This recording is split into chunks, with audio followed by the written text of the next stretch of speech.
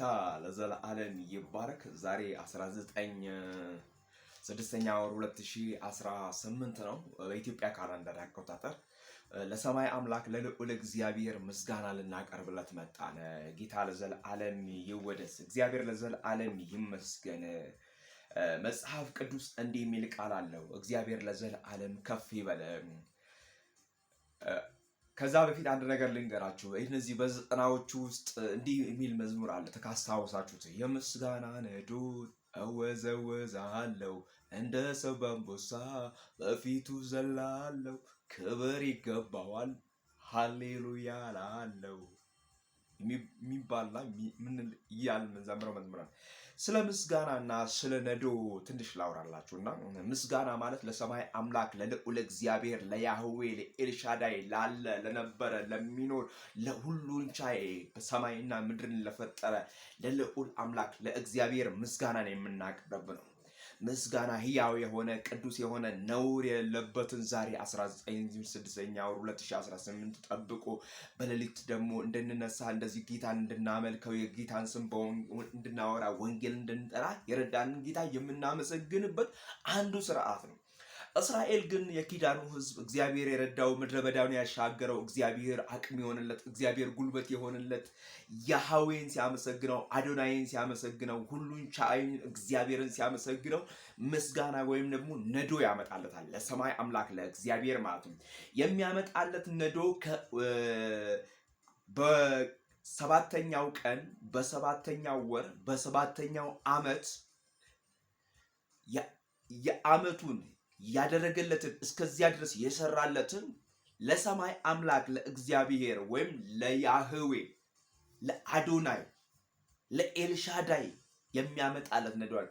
ነዶ ከነዶ ልጀምርላችሁ።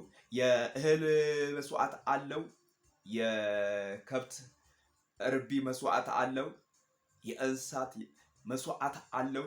ብዙ መስዋዕቶች አሉ። ግን አሁን ላወራላችሁ የፈለጉት ስለ ነዶ ነው። እስራኤል ነዶ ለሰማይ አምላክ ለልዑል እግዚአብሔር ሲያመጣለት ከእህሉ የተመረጠ አላል።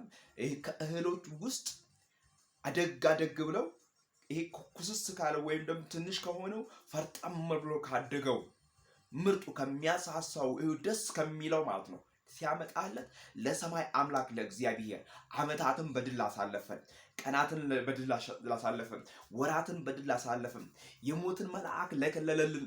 በእኛ ዘንድ እግዚአብሔር ደስታ ስላደረገልን፣ እግዚአብሔር ዕድሜን ስለጨመረልን፣ እግዚአብሔር ቀናችንን ስለጨመረልን፣ ለዚህ ለምስጋና ቀን እንድንደርስ ላደረገን ለእግዚአብሔር እያለ የተመረጠውን ነዶ ያመጣዋል። ከእህሉ መርጦ ወፈር ብዙ ፍሬ ያለውን አስሮት ይሄ በነዶ ያስቀምጠዋል። በነዶ እስር አድርጎ ያስቀምጠዋል። ከዛን ለሰማይ አምላክ ለእግዚአብሔር ምርጡን ነውር የሌለበትን እንከን የሌለበትን ያልተሸራረፈው ያልተቦራረሸው ነዶውን ለሰማይ አምላክ ለእግዚአብሔር ያመጣለታል። ሲያመጣ የገብስ የስንዴ የብዙ አይነት የእህል ዘሮችን ከዚያ ውስጥ መርጦ ለእግዚአብሔር ይሄ ይገባዋል፣ ለሰጠን አምላክ እግዚአብሔር ይሄ ይገባዋል፣ ለረዳን አምላክ ለእግዚአብሔር ይሄ ይገባዋል ሲል ነዶ ያመጣላታል። ወዳጄ ወንድሜ፣ አንተ አባቴ ቡሩክ፣ አንተ የጌታ ልጅ ምንድነው ለእግዚአብሔር ይዘህለት የመጣው ነዶ? የሚያሸትልህ ምንድነው? ነዶ በነዶ አስረው እንደውም ስታየው ለአንተ ደስ የሚል ለዓይንህ ያማረ ስታየው ይሄን ለእግዚአብሔር ብሰጠው ብለህ ያመጣህለት ነዶ ምንድን ነው? ነዶ የሚያሳሳውን በእውነት ለራሱ ይሁን ለራሴ ነው ብሎ ያሳደገውን ለራሴ ነው ብሎ ያስቀመጠው ለሰማይ አምላክ ለእግዚአብሔር ለያህዌ ላለ ለነበረ ለሚኖር ኤልሻዳይ ለሆነ አዶናይ ለሆነ ሁሉን ቻይ ለሆነ ሰማያትን ለዘረጋ ምድርን ለዘረጋ ሰማያትን በስንዝር ለለካ የምድርን አፈር በመስፈሪያ ለሰፈረ በስልጣኑ ላለ ለማይገረሰስ ለእስራኤል አምላክ ለልዑል እግዚአብሔር ለሚረዳው ለሚያሻግረው ለሚያኖረው አቅም ለሚሆነው ጉልበት ለሚሆነው ጤንነትን ለሰጠው ሰላምን ለሰጠው እረፍትን ለሰጠው እድሜውን ላረዘመለት ልጆቹን ለጠበቀለት ለሰማይ አምላክ ለእግዚአብሔር እስራኤል በሰዓቱ ነዶ ያመጣለት ነበር። ምክንያቱም ይሄ የኪዳኑ ሕዝብ የሚያመልከው አምላክ አለው። ነዶ የሚያመጣለት አምላክ አለው። የሚሰዋለት አምላክ አለው። እርሱም እግዚአብሔር ይባላል። እርሱም ያለ እግዚአብሔር ይባላል። እርሱ የነበረ እግዚአብሔር ይባላል። እርሱ ለዘላለም የሚኖር እግዚአብሔር ይባላል። ለዚህ አምላክ ለእግዚአብሔር ነዶውን ያመጣለት ነበረ። አንተስ ዛሬ ለእግዚአብሔር ለኤልሻዳዩ አምላክ ለልዑል አምላክ ለእግዚአብሔር ያመጣለት ነዶ ምንድን ነው?